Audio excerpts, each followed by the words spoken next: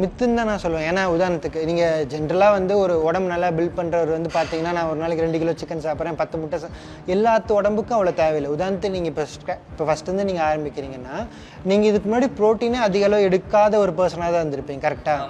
So அந்த சிறுக சிறுக தான் நீங்கள் வந்து இன்க்ரீஸ் பண்ணுவீங்க. நாட்டில் இப்போ இதுக்கு முன்னாடி வரைக்கும் நான் வந்து ஒரு 10 கிராம் ப்ரோட்டீன் தான் வந்து டிஃபால்ட்டாக எடுத்துகிட்டு இருந்தேன். திடீர்னு நான் வந்து 200 கிராம் ப்ரோட்டீன் எடுக்கிறேன்னா அது தேவையில்லை, அது நம்ம சஜஸ்டபிளும் கிடையாது.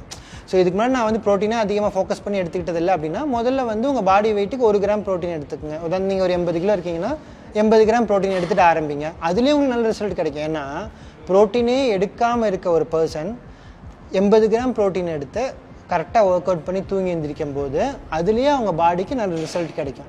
அவங்க எல்லாரும் ஆரம்பிக்கும் போது எல்லா சப்ளிமெண்ட்டும் எடுத்துக்கிட்டு ஆரம்பிக்கல. எல்லாரும் ஆரம்பிக்கும் போது சில பேர் ஒர்க் அவுட் மட்டும் பண்ணவங்க இருக்காங்க, ஒர்க் அவுட் பண்ணிட்டு சப்ளிமெண்ட்டு வாங்க காசு இல்லாமல் டயட்டுக்கே காசு இல்லாமல் இருக்கவங்களும் இருந்திருக்காங்க.